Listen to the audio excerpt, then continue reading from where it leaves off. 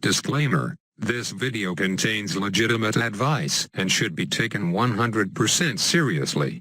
You will find it hard to disprove anything I say in this video, considering this is coming from someone with over 5 million medallions, just 10 clan skins along with 23 first place badges.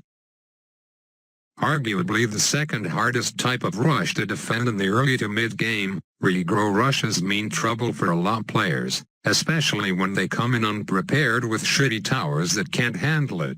So that is why I will bring to you this easy guide to beat those pesky regrow Bloons. 10 ways to be exact.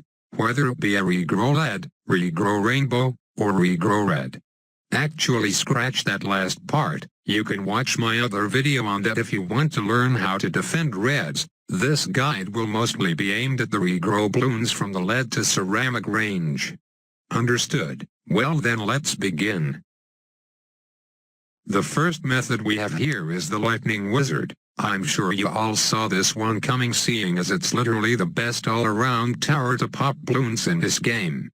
Lightning wizards are especially effective against grouped regrows because of how far the lightning can spread, meaning they can simultaneously shred down a bunch of Bloons at the same time until they pop into nothing. The more you get, the more effective they are. You only need 3 at maximum to defend pretty much every rush up to round 13. Realistically, your opponent will not send any more than a couple thousands worth of regrow rainbows, so you aren't in any trouble, and even if you do, there is always a handy boost waiting by your side. Lightning wizards also get a secret buff on the map Wizards Keep, if you didn't know, by the way. In this case, all you need is just one lightning wizard in the very center of the circle, and it will destroy every regrow rainbow and below. At number 2 we have the Spike Factory, which may come as a shock to some of you, but let me explain. The main issue people have with regrows is the fact that they, well, regrow. But with the Spike Factory that problem is eliminated because you can just pile up all your spikes in one spot and not allow them to regrow, thus effectively making them the same as normal Bloons. To show you, just look at this 3-2 Spike Factory versus a $10,000 Rainbow Rush. As long as you have that thing placed down for 20 seconds, you will not have to worry about anything. Just make sure to sell all your other towers because you don't want them getting in the way, messing up your shit and causing a regrow storm. Here's an example of just that. We all know juggernauts are very strong, but they are not to be trusted in situations like these. Same with the mortar, you are better off selling it, trust me. You know the saying, less is more, and that could not be any more true in this case. So if you want to use Spike Factories to defend regrow rushes, use them solo. Simple method number 3, we're going back to the wizard with the Fire Breath Midge. If you're experienced enough at the game to have unlocked the 3rd tier wizards, then perhaps this may be an alternative option to the Lightning Wizard if you're too worried about those regrow rainbows. All you need is 2 Fire Breath Mages and you can defend rainbows infinitely. Only problem is it's a little more expensive than 3 lightning mages, but that's the sacrifice you have to make if you want more reliability. Bonus points for absolutely crushing regrow ceramics too. Number 4, we got none other than the 3rd best strategy in the Golden Shark. It's been a while since the last time I've featured this guy on my channel, and for good reason. I don't want to show super OP strategies all the time, so it's better to save them for these guides when the time does come to reveal them. So yeah, for maximum efficiency you will want 4 golden sharks clumped together, which is no more expensive than 2 fire mages. This is to make them focus on one spot and prevent regrows, of course. Need I say more? Popping many Bloons is the golden shark's strength and motivation for building them early. So it's no surprise they're handling all these regrow rushes with ease. Almost nearing the halfway point, number 5 is where we showcase the power of the downdraft Heli Pilot versus regrow Bloons. Probably the most criminally underrated upgrade in the game, and probably the reason why nobody realizes how strong they are, cause no one freaking uses them. Except for me, and now you will too. All you need is 2 downdraft Heli Pilots set on follow mouse, hover them above the rush, and mission accomplished. It is key to have the downdraft upgrade because the immense turbulence and popping power of that blowback is what makes this tower viable against Regrows and separates it from the Heli Pilot's other upgrades. It does have one tiny weakness in not being able to pop lead balloons, but not to worry, just get up a temple to help out in destroying the top layer. Number 6, yes, again, the Tornado Wizard.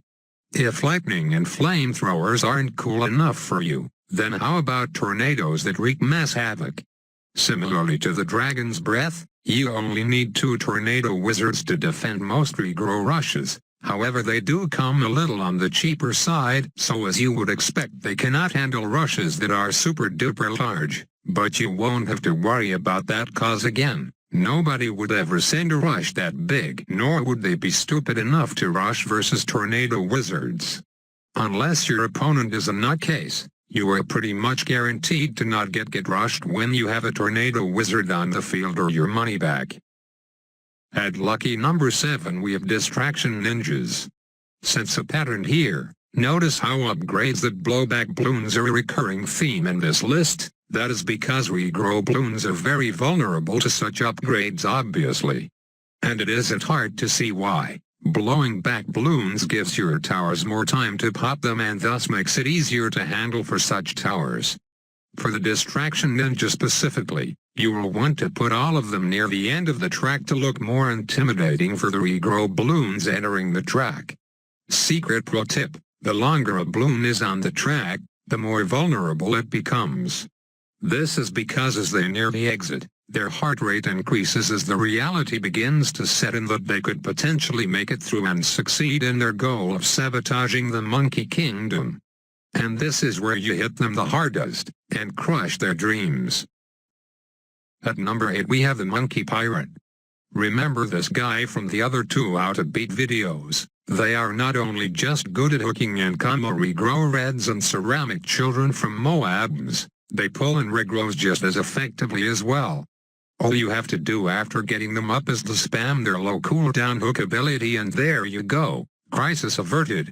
I cannot stress enough how important using the ability before the balloons get within the tower's range is. If you do not use the ability then watch what happens, the balloons will just regrow into oblivion and you are dead. So remember, always place your boat as far away from the track as possible so that you allow yourself the most time to take them down with a hook ability. Second to last one, number 9, the Phoenix ability. Yes, 4 out of 10 spots are occupied by wizards. Trust me, they are that good. Why else do you see them spammed in every game, and also with most of the greatest YouTubers admitting to the wizard's immense power? You simply cannot deny the truth. In fact, the Phoenix is so strong that you don't even need the wizard tower itself to handle Regrows. Placing it in the bottom right corner is probably the best option as we can now see the Phoenix go hard at work on its own. It's a strong independent bird that don't need no man. What was Ninja Kiwi thinking when they buffed the wizard so much? Absolute blasphemy. And last but not least, number 10, you know what it is, the 0-0. Super Monkey. Sorry for the letdown, but the Dart Monkey will not get a spot on this list as not everyone can harness the massive potential of it, but with the 0-0 Super Monkey everyone can, with this one simple trick that is guaranteed to win you many games. Although the 0-0 Super Monkey performs best when paired with the Fireman Village, it does just as great on its own, but many people seem to disregard the Super Monkey off the bat because of its expensive 3,500 base cost, and as such are too afraid to risk using them in a real game. That is why I am teaching you guys here on Sandbox mode. 1 Super Monkey will do fine versus zebras, and 2 will allow you to infinitely pop any amount of Regrow Bloons, so there you go. Try it out for yourselves in BFB Coliseum. If you don't believe me, it will blow your mind when you are proven wrong. Well, that was easy. Hopefully with these 10 tricks you will now have the knowledge to defend any massive Regrow rush coming your way. All of these 10 methods are easily affordable in the mid-game, so it is really up to you which way to go about defending them. So what are you waiting for? As Nike once said, just do it. Thank you all for watching and go spread the word. If this video hits 1 million views, I will show you how to create your own sandbox mode. No joke. And if this hits 2 million views, I will create a tutorial on how to detect sarcasm on the internet. Have a lovely day.